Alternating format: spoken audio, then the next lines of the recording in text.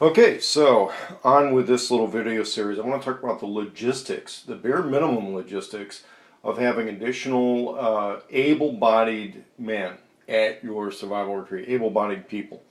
Now, when I say able-bodied men, you know, if we want to look at women who are particularly physically capable, sure.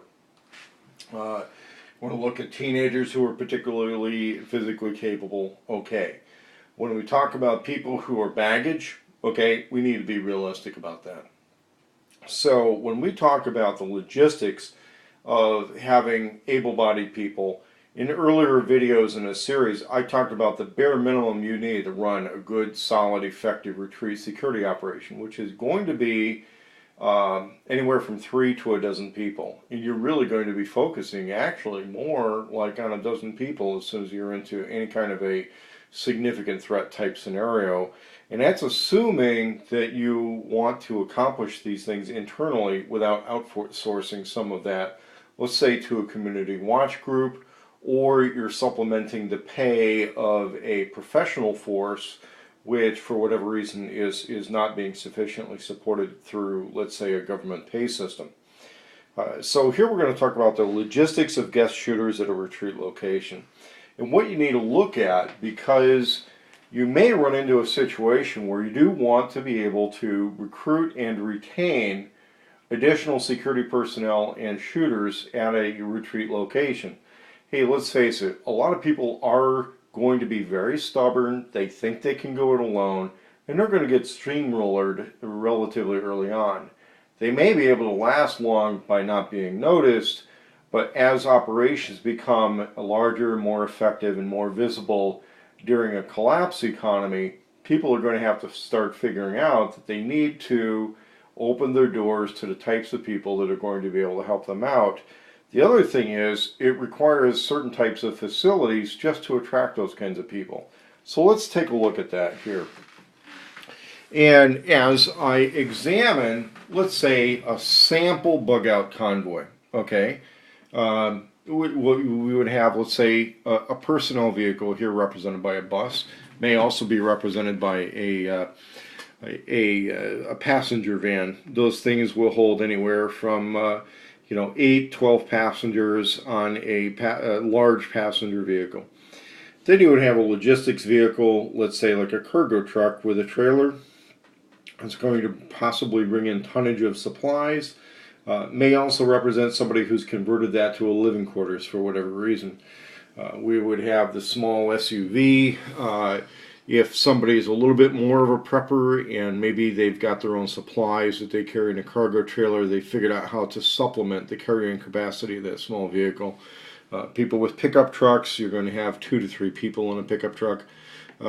Maybe one person, maybe just a driver, but that becomes less likely. And what I have represented here is green represents drivers, the tan color would represent passengers. SUVs, anywhere from the driver only to up to 4 additional passengers. A small SUV or Jeep-like vehicle tends to be something where you're only going to have one person in the back. What are these people going to be looking for when they arrive? Well, there's a few different things. One, they're going to be looking for beds, bathrooms, and basics. Okay, if you have a survival retreat without those 3, you don't have a survival retreat. I'm going to tell you right now. Got to have beds, bathrooms, and basics. Now, when we talk about beds, maybe you don't have bunk beds for everybody, but you ought to. If you really expect to have that many people there, whether you've installed bunks in a barn or an outbuilding, you probably need to consider getting those built. Bathrooms. That's going to get into what we call the sweat assessment. I'll get into that in a few minutes, but you've got to be able to have toilets. Even if it's just outhouses, you need to be able to handle bathrooms for this number of people. When you look at event logistics, they talk about 1 bathroom for every 10 people, sometimes every 20 people. When you look at bars and restaurants and how many bathrooms they're expected to have versus the building capacity, you want to take a look at those, see what's realistic with them. Also, the number of toilets versus the number of bathrooms, and the water handling facilities that you have on site. And then basics. Okay, when people are traveling, they cannot carry everything with them. It's going to be impossible. Now, maybe they've chosen not to pre-position it. Maybe plans of their group have changed beyond their control, but there are going to be some basics that they need to be looking for, which is food, water, basic comforts, which means in the weather, they need to be able to beat the weather. If it's hot weather, you're going to have some sort of a refrigerated or air-conditioned area for them. If it's cold weather, you need to have heated areas for the people. Recreation, they got to have something to do. If it's just show up and hang out in a desert and watch the wind blow, you're not going to be able to attract or retain people. That's just reality. I've had some discussions with Alex Ansari because he's established a survival retreat in a desert, I believe in southern Colorado, and not too many people want to stick around or go there. You got to have comfort, recreation in a place. You can't just sit there and watch the rocks dry out. Morale. There has to be some reason that people feel that intangible for why they've come to your place and come to your side. The other things to look out for also are, as a situation progresses, what kind of facility would you have for animals? Is it a pet-friendly type of situation for dogs, cats? Maybe the people are horse mobile, or they have horses, or maybe they have livestock. Those are reasons why, when we look at a lot of survival retreats, there are some which are actually very functional, which are in the cities, but generally we're looking at the farm country. Now, when we're talking about horses and livestock, that is one of the things that will separate a backwoods type retreat from farm country retreats. Farm country may be more attractive to people who, let's say, they had to evacuate their own farms and they're going to try and bring some livestock with them. They may bring milking goats, they may bring milking cows, they may bring pigs. They may have livestock in tow, and the question would be, what kind of facilities do you have for handling the livestock?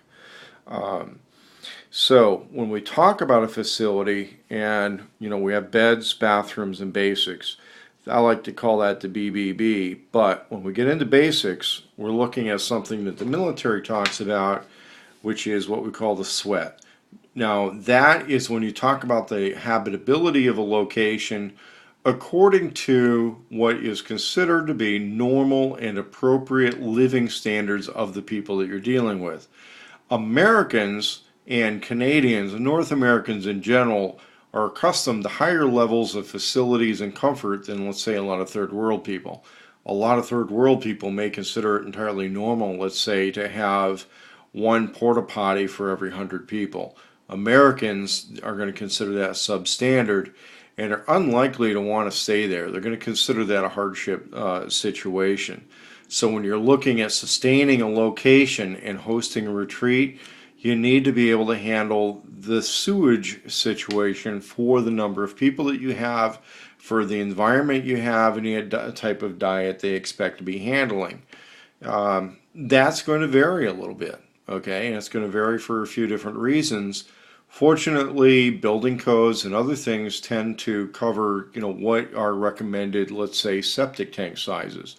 I've dealt with consulting at survival retreats where they didn't have enough sewage put in, and they wanted to attract people. They didn't have outhouses, they didn't have bathrooms, and I said, listen, there's going to be a limitation to how many people are going to be here because of that. Water, got to have water supplies. That's one of the things is the people at Practical Preppers and Engineer 775, is a lot of those guys continue to stress is water supplies. If you're going to attract people, you've got to be able to have a water supply plan that works for the number of people that you expect to attract and retain. Electricity. We live in an electrical world. Okay, you can talk about campfires and lamp lights, but the reality is you got to have an electrical plan that would handle everybody's phone chargers, radio chargers, their lights, and a lot of those types of things. A lot of rural properties are limited on the amount of electricity that can actually flow through that place. And if you are trying to conceal the number of people, let's say the number of people are staying in a barn, you're hosting a resistance convoy of some sort or an underground railroad, you are going to have to deal with the fact that a lot of people need to be using electricity under those circumstances. They're going to be burning lights, they're going to be cooking, they're going to be doing other things with electricity. So you're going to take a look at what the electrical production and storage and use capacity is for the location. Lastly, we're going to look at trash. A lot of people means a lot of trash. Okay, it means you may need to have an on-site landfill. You may need to have a dumpster. You may need to have a plan for, let's say, a dump trailer, and when it gets filled with trash, it gets hauled to the dump. You need to have a plan for that. You need to be able to understand that some services may be down, and you need to be able to organize very mundane things like trash hauling. The other thing is, if you're talking about an incoming convoy, parking, okay? A lot of urban situations, a lot of urban places, a lot of people who say, hey, we've got a property in the country. It turns out that when I go and do an authentic evaluation on the place, they don't have parking for very many people. You know, they want to house an army, they want to have a bunch of people there, and they don't have sufficient parking. So it is something to consider. Do you have parking lots? Do you have indoor parking? Do you have a parking area that's sufficiently clear of snow or rubble or something that's going to fit the vehicles that you expect the people to come in? Lastly is maintenance facility.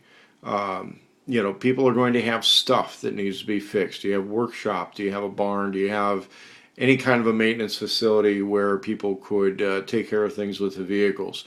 A lot of farms are going to have this. A lot of backwoods areas may not. You may not have a maintenance facility on site.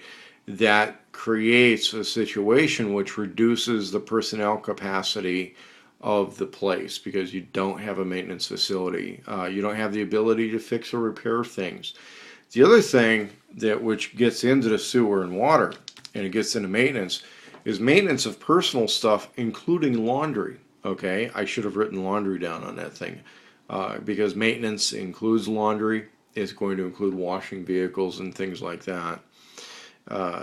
On to part 2 of logistics of guest shooters at a retreat location.